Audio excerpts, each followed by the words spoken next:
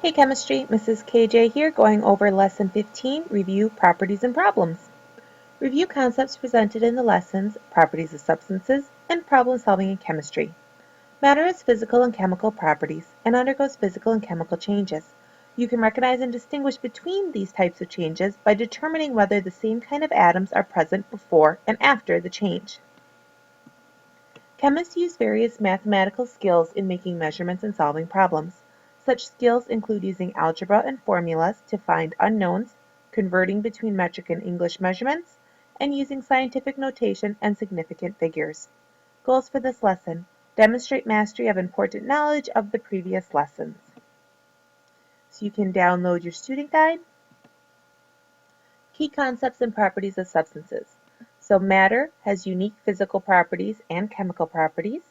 Matter undergoes physical changes and chemical changes.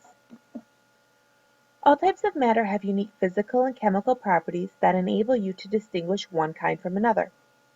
Physical properties are features that you can observe or measure, such as color, size, texture. Physical changes do not change the chemical composition of a substance, such as ripping a piece of paper in half, it's still paper. Chemical properties affect how substances interact with one another and can only be observed when a chemical change occurs. So you can only see the flammability of a match when the match is actually burning. Chemical changes change the chemical composition of substances. Chemical changes may be indicated by changes in color, gases giving off, so bubbles, precipitates formed, that's the chunky stuff left over when you combine two liquids, or energy given off or absorbed. Many physical changes are reversible, whereas most chemical changes are not.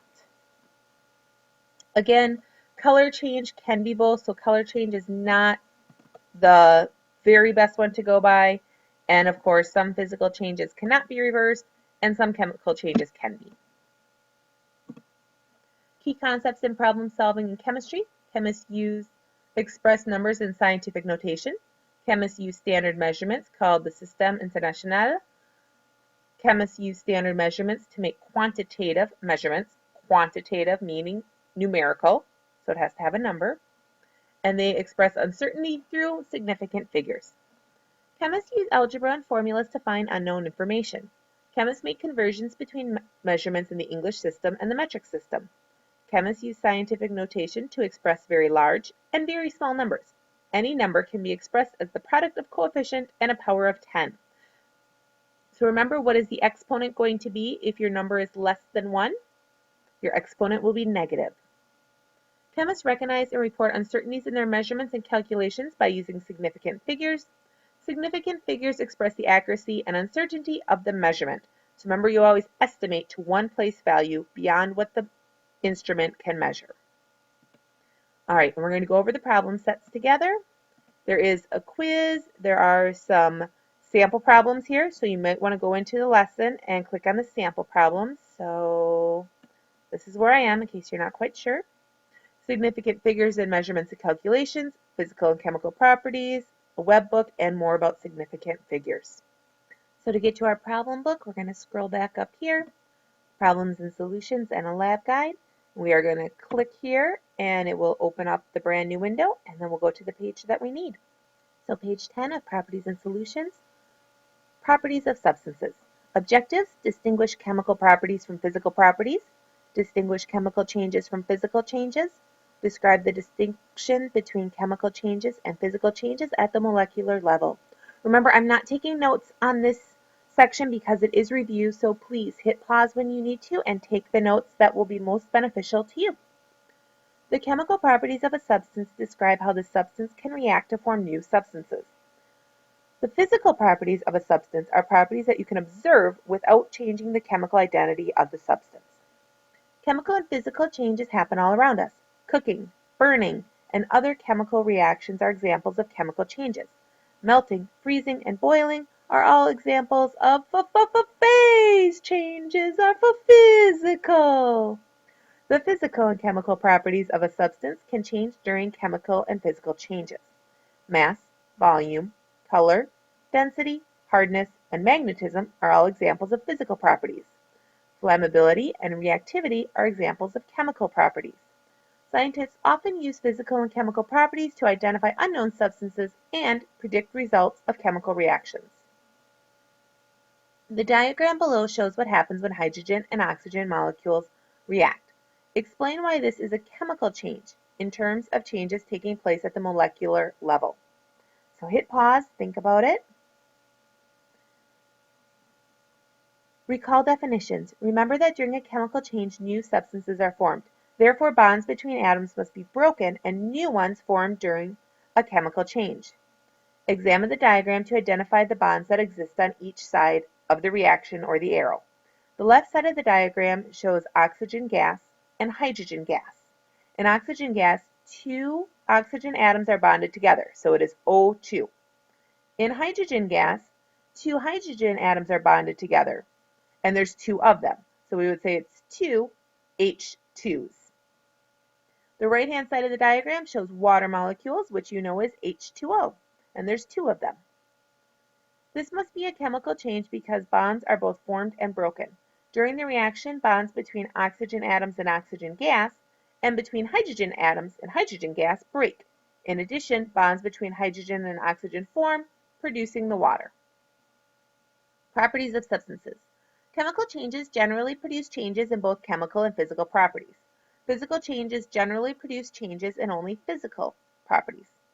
All chemical properties, for example flammability, are related to chemical changes. Changes of state are physical changes. Some physical properties, such as boiling point, are related to physical change, and some, such as density, are not. Some physical properties, such as mass, depend on the amount of a substance present, and some, such as density, do not. Tip: many of the properties of a substance depend on how the particles in the substance are arranged. Thinking about how the arrangement of the particles will change during a physical or chemical change can help you figure out what will happen to the substance as a whole during that change. Describe physical changes. Most liquids expand when they are heated. Describe the change, if any, in each of these properties of a liquid when it's heated. So what happens to the volume, the mass, and the density? Recall definitions. Volume is the three-dimensional space occupied by a substance. Mass is the amount of matter in a substance and is proportional to the number of particles in a substance. Density is the ratio of a substance's mass to its volume. So in other words, density equals mass over volume. It is a measure of how tightly the particles of a substance are packed together. The volume will increase because the substance will expand. The mass will not change because the number of particles does not change. The substance's density will decrease because the same mass will be divided by a larger volume because it's spread out. So again, think of the swimming pool. When you're spread out, you have less density, you're more likely to float. Problem set. Number 1, which of these changes is a chemical change? A, iron rusting, B, water boiling, C, glass breaking, D, a balloon popping. Hit pause, your answer is A, because the rusting is actually changing from iron and oxygen to the chemical compound iron oxide. Number 2, some properties of liquid water are very different from those of solid water or ice. Explain why freezing is considered a physical change even though the properties of water change when it freezes. Okay, hit pause. The answer is because it is still H2O. So even though the density is different, because does ice float or sink? It floats, so ice is less dense than liquid water, so some of the physical properties change. It is still H2O, therefore it was simply a physical change. Number 3, identify 2 physical properties of matter that depend on the amount of material in an object. Identify 2 physical properties that do not depend on the amount of material in an object. So hit pause. So think about it this way. Compare a whole piece of paper to half a piece. Well, the mass is different, the volume and the weight, the thermal energy, the size, and the shape. But even if you have half a piece of paper or a whole piece of paper, the temperature is going to be the same, the density, boiling and melting point, hardness, whether or not it's magnetic or not, electrical and thermal conductivity, as well as the reactivity. Problem set 6, problem solving in chemistry. Measurements expressed in English units can be converted to SI or metric units and should be written with the correct number of significant figures. Objective: convert between SI and English units of measurement. Express measurements with the correct number of significant figures. All countries now accept the International System of Units, known as the SI system. The SI system is the modern form of the original metric system, and so the terms SI and metric are often used interchangeably. In the United States and some other countries, people still use other measurement systems for everyday, non-scientific measurements. The most common is known as the English system and includes familiar units such as feet, miles, and degrees Fahrenheit. In science, SI units are most commonly used, so it is important to know how to convert from one system and another. It is also important for scientists to use the correct number of significant figures in measurements and calculations. If they use an incorrect number of significant figures, calculations based on their data will be imprecise and their conclusions may be wrong. The data could also mislead other scientists. All right, so convert between SI units and English units. A researcher recorded that a chemical reaction required 2.9 gallons of water and raised the temperature of the reaction of the vessel by 57 degrees Fahrenheit. Convert the researcher's measurements to the SI units of liters and degrees Celsius. In the quiz, they are either going to ask you to convert from Celsius to Fahrenheit or Fahrenheit to Celsius. They will give you the equation. So yes, use your calculator and they will give you the equation. All right, so we have 57 degrees Fahrenheit and we want to know how much that is in Celsius. So our equation is C equals 5/9 times the quantity F minus 32. So instead of F, what do we write in? 57. Make sure you subtract this first. Remember, order of operations. You have to do what's in the parentheses first. So subtract 57 minus 32, because if you don't do it in the right order, you are not going to get the right answer. Okay, so that's 25. And then inside the other one is 5 divided by 9. So again, you want to take 5 divided by 9 and then times the 25. And that will give you your answer of 13.88 or 13.89. Or if you have two digits, we'd round it up to 14. Don't worry about the significant figures. You'll be able to find the answer. Just make sure you know where to plug it in. So if they gave you the temperature in Celsius, you would put it over here, rearrange the problem algebraically, and solve for F.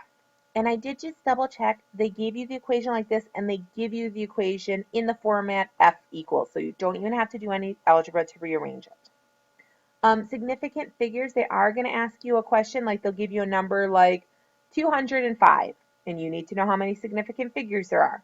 They might give you a number like 200,000, and you need to know that there's only one significant figure.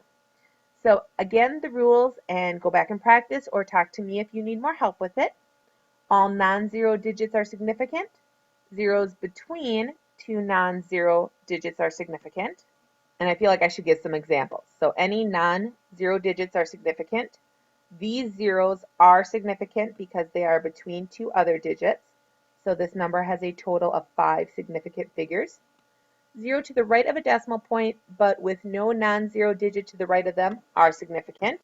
All right, so if I write 35.00, those two zeros are significant. Zeros that show the order of magnitude of a number are not significant. So in this case, none of the zeros are significant because they are just holding the decimal. Just like if I have this number, none of the zeros are significant, they're just holding the decimal. The number of significant figures in an exact conversion, such as 1,000 milligrams equals a gram, you just ignore it. The numbers of significant figures in exactly counted numbers, so if you count it, you just ignore that as far as calculations go as well. Perform calculations with the correct number of significant figures, and we're skipping that. We did that example, and you don't have to do it on the quiz. I'm going to have you hit pause and just read the 3 answers so we can keep this video over 15 minutes. So hit pause, read all 3 questions, get your answers. And actually, sorry, we're just going to look at numbers 1 and 2, just 1 and 2. So the yard is closest to a meter. You can hit pause and read it. And down here are the other answers as well. If you have questions on any of them, please ask me. Okay? So any digits in in scientific notation are significant. Let me know